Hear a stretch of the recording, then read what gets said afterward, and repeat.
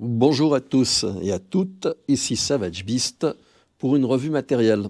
Alors aujourd'hui, on va parler de choses qui sont assez importantes, surtout lorsqu'on regarde ce qui s'est produit en Syrie et donc en Turquie avec le tremblement de terre. En fait, les communications sont tombées et les gens n'arrivent plus à se joindre les uns les autres.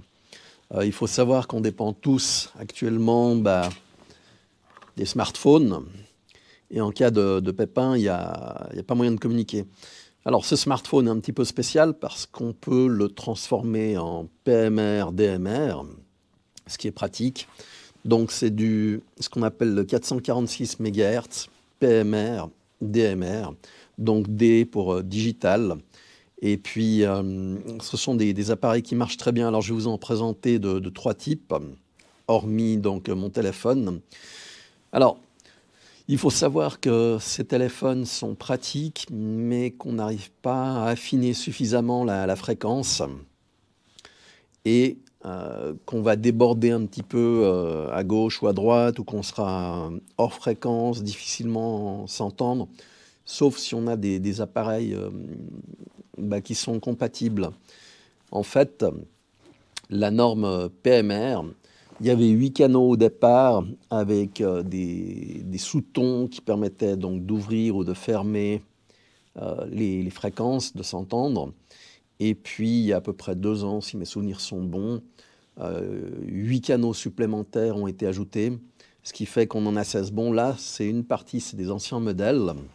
Il n'y a pas besoin de beaucoup investir, hein. Par exemple, on a les Silvercrest, ça vient de chez Lidl. Les deux m'avaient coûté 30 €, ce qui est pas énorme. Après, vous avez les G9, Alan Midland, qui sont vraiment des très bons appareils. C'est ce que j'utilise. Ou alors, sinon, vous avez des Itera qui sont programmables.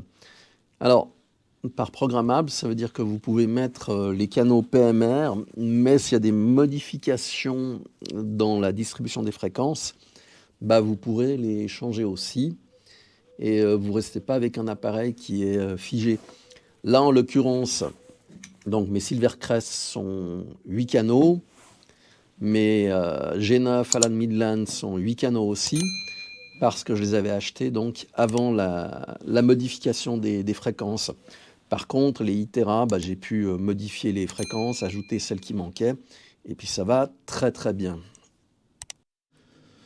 Pour garder les appareils le plus longtemps possible sans avoir à les vérifier, ce que je fais, c'est au niveau de l'endroit où j'ai les piles, les accus, je mets un petit feuillet plastique qui me permet donc d'éviter les contacts, de ne pas fermer le circuit. Et en fait, comme ce sont des accus de longue durée, eh bien, ça me permet de charger ça peut-être une fois par année, voire une fois tous les 2 ans, parce que ça ne se décharge pas. C'est la technologie qui avait été développée par Sanyo et qui est vraiment pratique. Je vais vous montrer ça le temps d'en ouvrir un. Donc, si je viens ici, je ne sais pas si vous le verrez, il y a un feuillet plastique ici qui m'évite donc d'avoir le contact et de décharger les accus. Dans les Itera, j'ai fait la même chose. Il y a une protection. Et donc c'est vraiment un bon moyen de conserver la charge. D'un autre côté, ils sont tous compatibles les uns avec les autres. Ça, je vais vous le montrer, le temps de les allumer. Et puis, donc, comme je vous avais dit, hein, avec un petit budget, vous pouvez déjà faire quelque chose.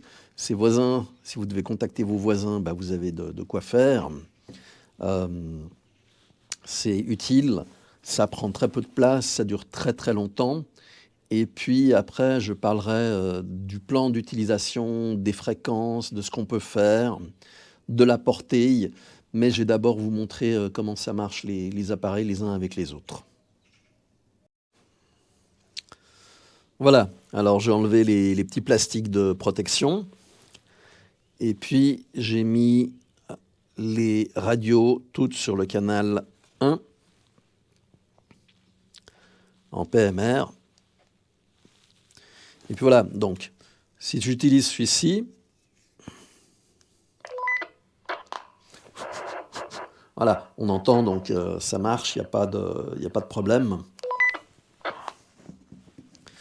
Si j'utilise celui-ci, donc, on voit bien, c'est très pratique. Donc,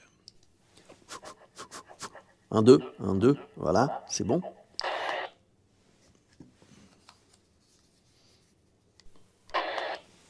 Un, deux, voilà, ça marche aussi.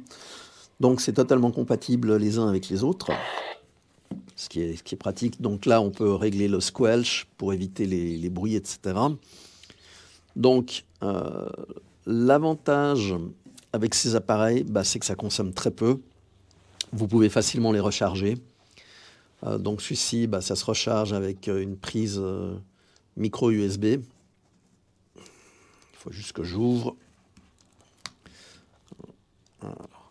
Voilà. Celui-ci se recharge avec des contacts, mais les contacts sont moyens, quoi. C'est comme des jouets. Mais ça marche, ça marche. Et puis ici, on a des contacts qui sont de meilleure qualité. Ou alors, on peut changer les accus ou mettre des piles. Ici, ce sont des piles de type, des accus de type AA. Donc, vous en mettez 4 et puis ça marche. Alors, la différence qu'il y a entre le PMR et le DMR, donc, c'est du digital. Et en fait, si je change, alors, comment j'ai fait tout à l'heure, donc, hop, voilà, maintenant, c'est du D1, là, c'est du digital. Et en fait, le digital va beaucoup plus loin et consomme beaucoup moins d'énergie. Sans compter que des PMR, il y en a beaucoup qui les utilisent.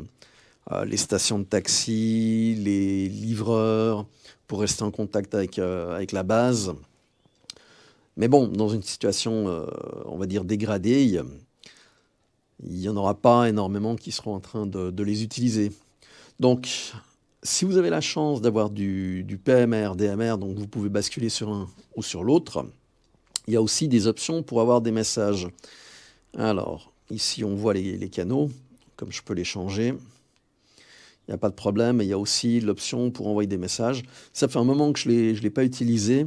Donc voilà, si je viens là-dessus, alors, hop, message. Donc on a les contacts. On peut définir des groupes avec qui on peut être en contact, ce qui est vraiment bien. On peut revenir en arrière. Alors, vous pouvez changer la puissance. Donc L, c'est low. J'essaie toujours de garder une puissance, on va dire, minime, dans le sens où vous avez beaucoup plus de durée disponible avec la radio. Alors, les contacts, view call, etc.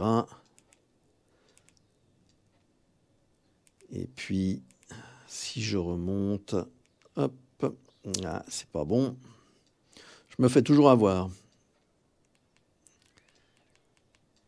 Voilà, les messages. On sélectionne. Il faut que je regarde parce que je ne me souviens plus comment on fait et puis je vous montre. En fait, pour envoyer les messages, il faut avoir switché sur DMR et après, donc, vous choisissez ici, vous avez les contacts et vous avez les messages. Alors, on va aller dessus. Voilà. Une fois qu'on a le message, on a le quick text. Quick text, ce sont des messages qu'on a déjà présélectionnés. Alors là, switch to DMR, en disant quel canal. On a plusieurs options, donc j'ai mis switch to PMR.